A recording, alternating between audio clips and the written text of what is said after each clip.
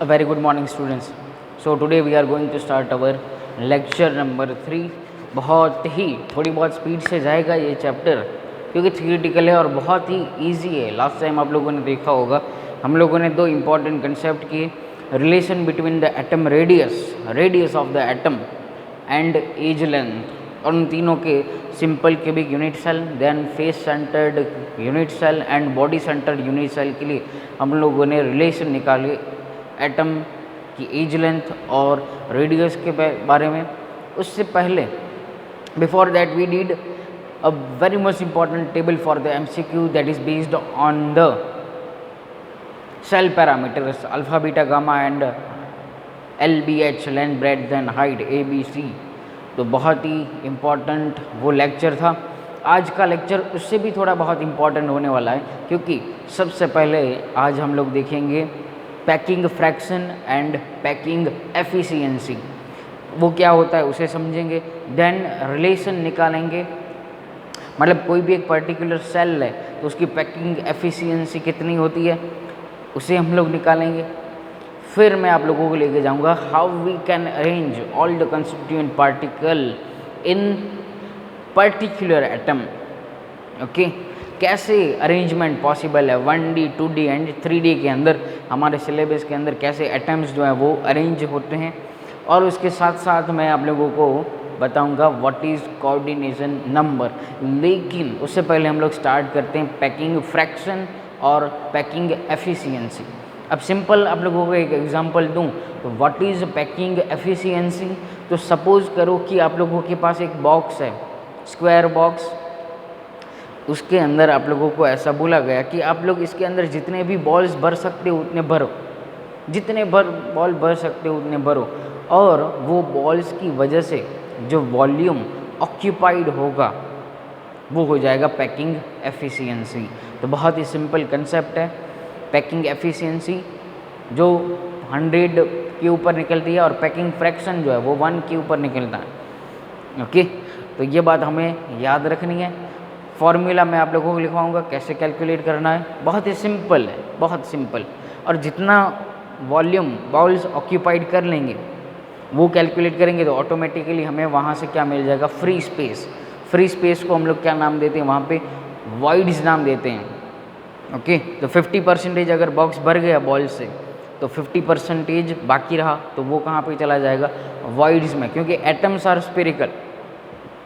So therefore there 100% possibilities empty space remain.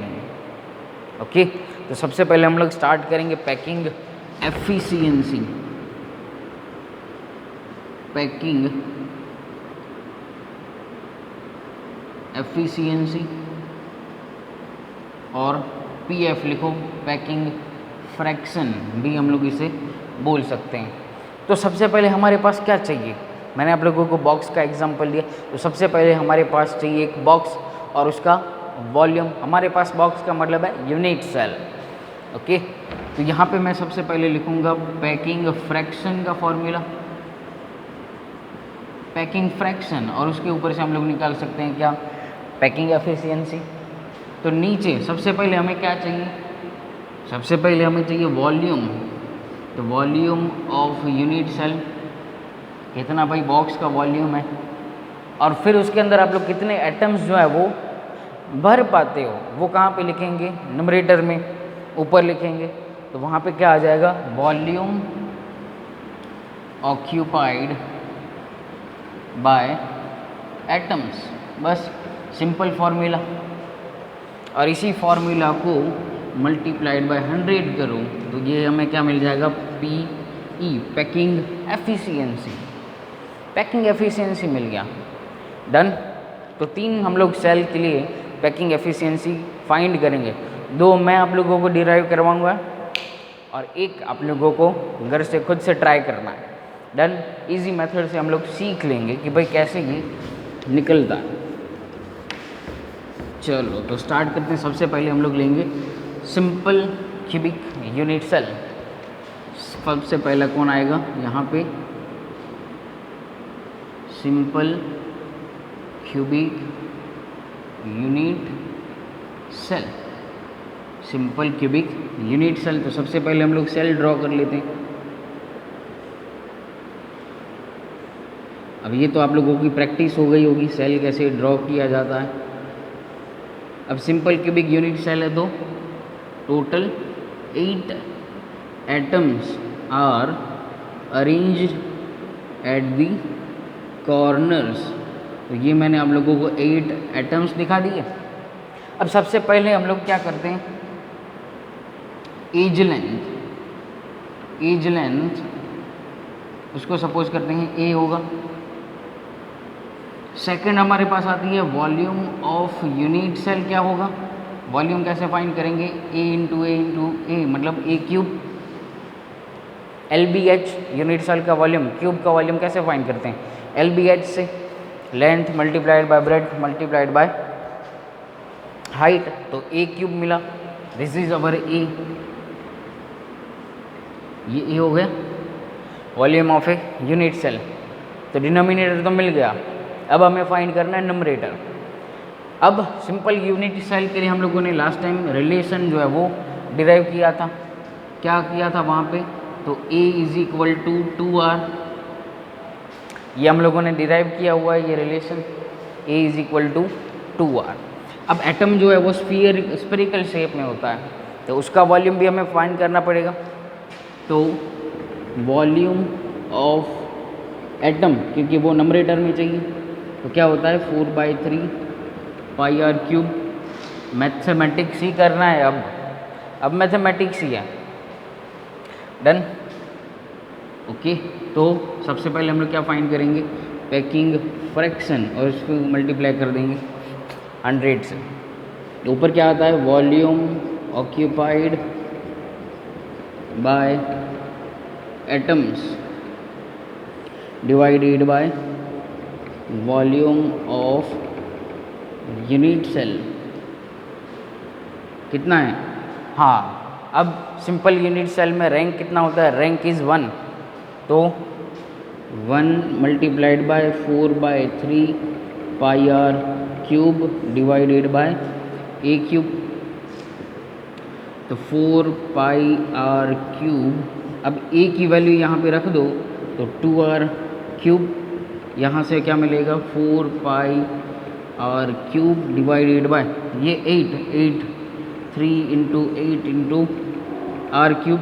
तो यहाँ से आर कट हो गया, ये 4 2 हो गया यहाँ पे। तो आंसर मिलेगा π/6। और π/6 जब आप लोग करते हो तो आप लोगों को आंसर जो है वो पाई की वैल्यू हो जाएगी 3.14 डिवाइडेड बाय 6, तो 0.52 या तो फिर 52%।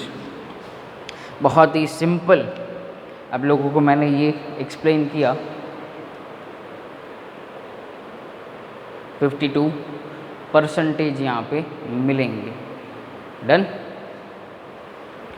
तो ऐसे ही आप लोगों को क्या करना है, अब ऐसे ही हम लोग फाइंड करते हैं बॉडी सेंटर के लिए। FCC आप लोग करना खुद से।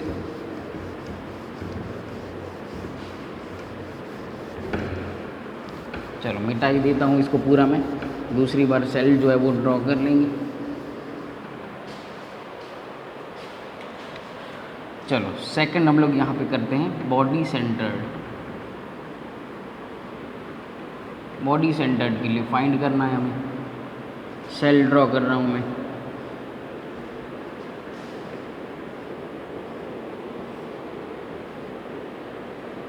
अब बॉडी सेंटर्ड है तो 8 कॉर्नर्स पर क्या होगा, सेंटर ऑफ द बॉडी में होगा ये मैंने आप लोगों को दिखा दिए 8 कॉर्नर्स, और एक हो गया बॉडी के अंदर। Edge length A, then volume of unit cell, उसमें तो कोई चेंज नहीं होगा, ए क्यूब। रैंक कितना होता है, रैंक होगा 2 एटम्स। लास्ट लेक्चर में हम लोगों ने किया हुआ है 2 एटम्स होंगे। फिर वॉल्यूम ऑफ एटम कितना होता है 4/3 πr क्यूब। और रिलेशन क्या होगा इनके बीच का, relation is 4/√3r, A is equal to 4/√3r। बस अब मैं सीधा सीधा फॉर्मूला के अंदर पैकिंग फ्रैक्शन, तो ऊपर 2 इंटू 4/3πr³ डिवाइडेड बाय, अब मैं ए की वैल्यू सीधी यहाँ पे पुट कर दे रहा हूँ, तो 4/√3r होल क्यूब हो जाएगा। अब 2 into 4 into pi into r³,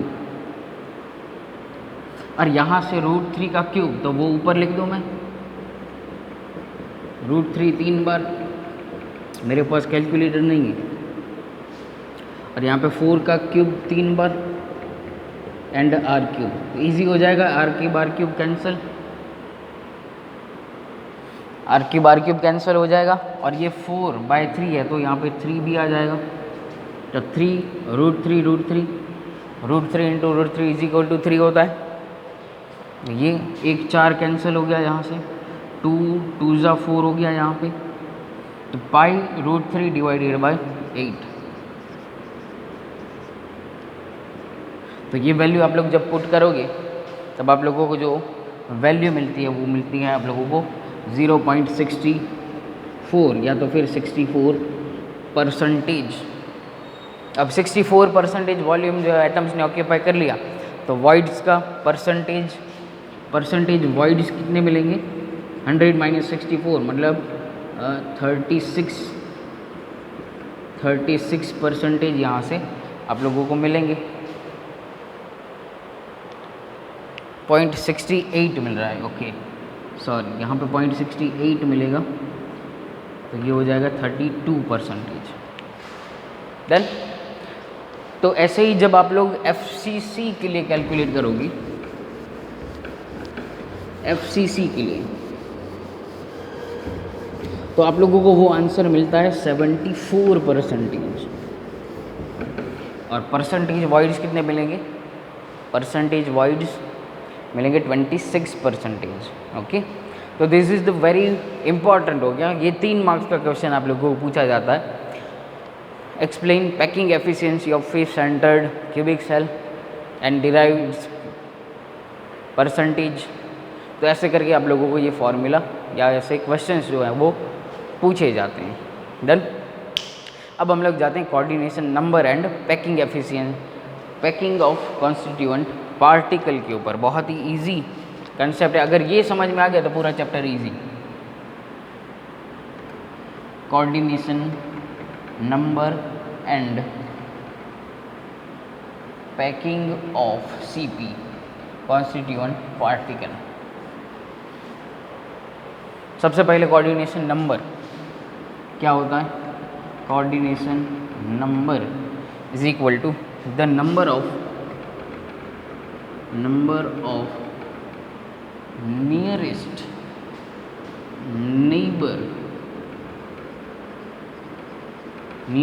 neighbour, या तो फिर उसे बोलोगी टचिंग एटम्स, जो टच कर रहे होंगे, touching atoms to any other constituent particle of the atom. This is called coordination number। वो जब हम लोग पैकिंग समझेंगे अभी, तो उसके ऊपर से पता चल जाएगा कि कैसे हमें करना है। डन।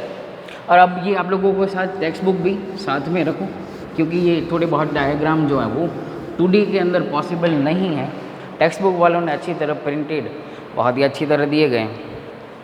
तो पैकिंग हमें 3 टाइप से मिलती है, 1D 2D and 3D। 1D का एक ही टाइप है फर्दर, 2D में 2 टाइप मिलते हैं, स्क्वायर एंड हेक्सागोनल। 3D में 3 मिलते हैं, okay, AA type, AB type and ABC type. ये 3 टाइप आप लोगों को मिलते हैं। डन। तो मेरे से जितना पॉसिबल है उतना मैं आप लोगों को ड्रॉ करके यहाँ पे समझा दूंगा कि 1D packing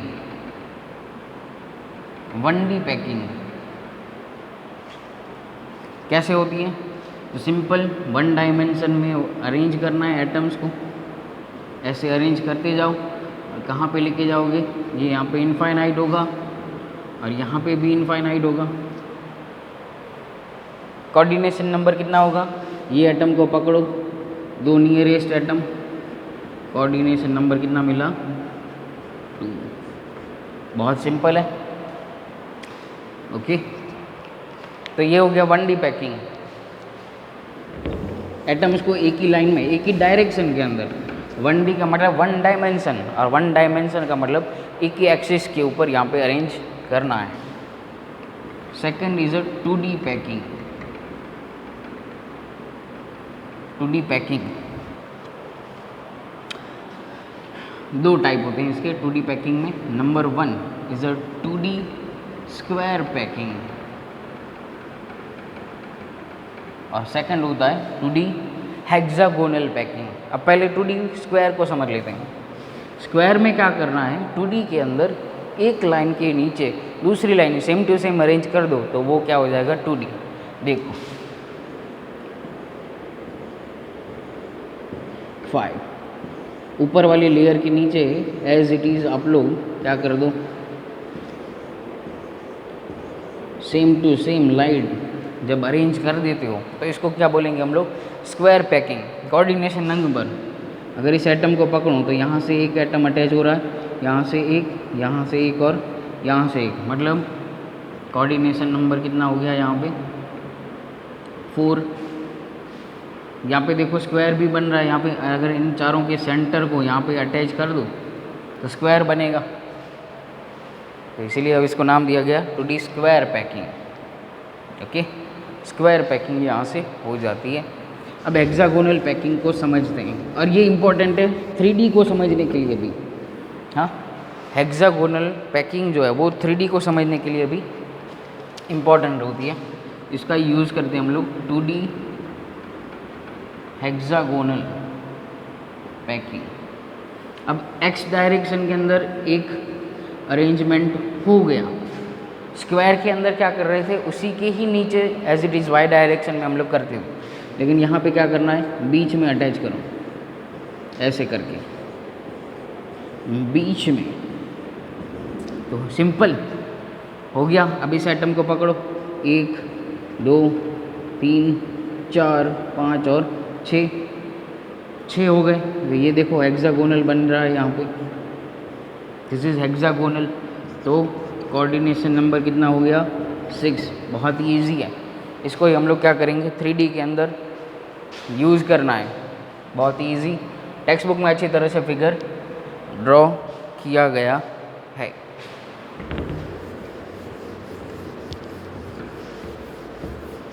now move on to the 3D packing. 3D में 3 type. Third number 3D packing, और इसके अंदर वॉइड्स जो कंसेप्ट हैं वो बहुत पूछे जाते हैं। Explain tetrahedral and octahedral voids, बहुत इंपॉर्टेंट क्वेश्चन ये पूछा जाता है। Most important question for the exam, tetrahedral voids and octahedral voids, जो यहाँ से हम लोग समझेंगे। अब फर्स्ट जो है वो होता है ए टाइप। इसे हम लोग क्या बोलते हैं? 3D स्क्वायर पैकिंग भी इसे बोला जाता है, 3D स्क्वायर पैकिंग। मतलब क्या हो गया? दिस इज़ फर्स्ट लेयर, उसके नीचे same to same second layer होनी चाहिए, और उसके नीचे same to same third layer भी होनी चाहिए।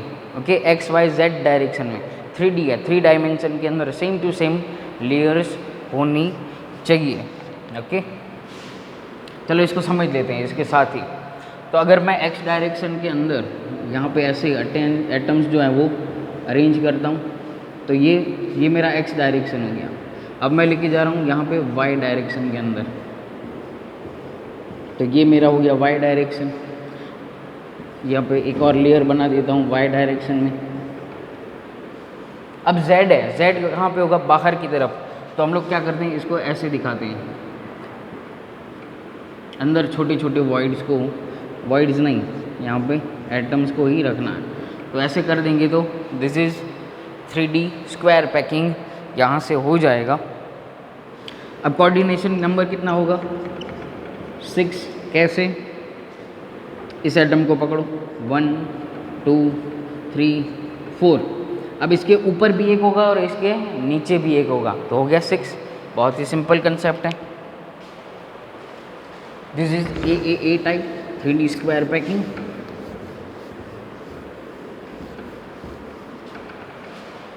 अब ए बी टाइप पे जाते हैं हम लोग।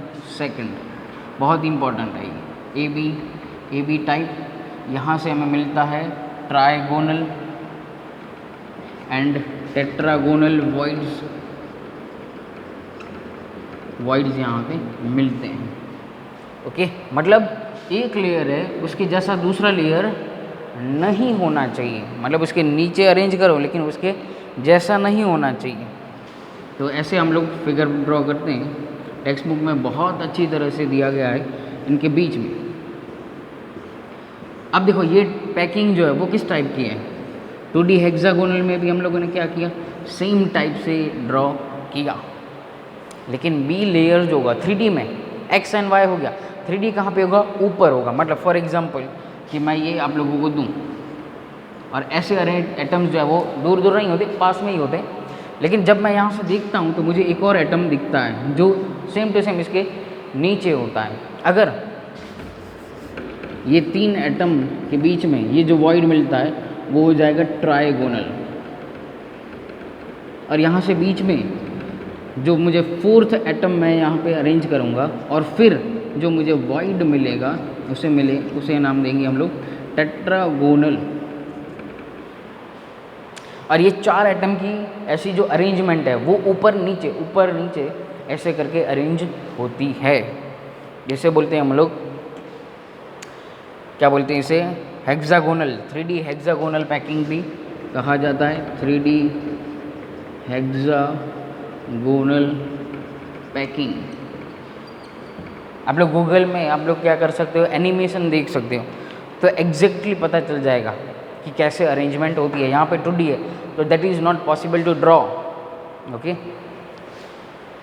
और सेम टू सेम अब देखो 2D के ऊपर से 3D हेक्सागोनल के ऊपर से हम लोग कहाँ पे जा सकते हैं, 3D, वहाँ पे हम लोग नाम देते हैं 3D face centred ABC type. Third is ABC type, इसे नाम दिया जाता है 3D FCC या तो फिर CCPP नाम देते, क्यूबिक CCPP नाम दिया जाता है। उसके ऊपर कैसा अरेंजमेंट होगा, ये 1 2 एंड 3, यहाँ पे 2 होंगे और यहाँ पे बीच में 1 होगा, और ये 6 के बीच में जो वॉइड मिलता है उसे नाम देते हैं हम लोग ऑक्टाहेड्रल। और मज़ेदार बात ये है कि इन दोनों के अंदर कोऑर्डिनेशन नंबर क्या मिलता है, 12 मिलता है। मोस्ट इम्पॉर्टेंट बात याद रखो, 3D AB type, 3 ABC type में कोऑर्डिनेशन नंबर जो मिलता है वो कितना मिलता है, 12 मिलता है। ओके, तो 3D यहाँ से 3D FCC है तो वहाँ पे मिलता है ऑक्टाहेड्रल वॉइड। यहाँ पे 2D जो होगा वो जाएगा हेक्सागोनल पैकिंग में। 3D HCP के लिए हम लोग यूज़ करते हैं 2D HCP। ओके, तो वहाँ से 3D HCP के अंदर मिलता है trigonal tetragonal, and 3D FCC के अंदर मिलता है हमें ऑक्टाहेड्रल वॉइड। तो मोस्ट इंपॉर्टेंट क्वेश्चन है, फिर से बोल रहा हूँ, 3 मार्क्स में क्वेश्चन पूछा जाता है, बोर्ड में भी पूछा गया है। ओके, तो ये हमारा हुआ पैकिंग, फिर हम लोग नेक्स्ट लेक्चर में आगे बढ़ेंगे। So thank you and very much.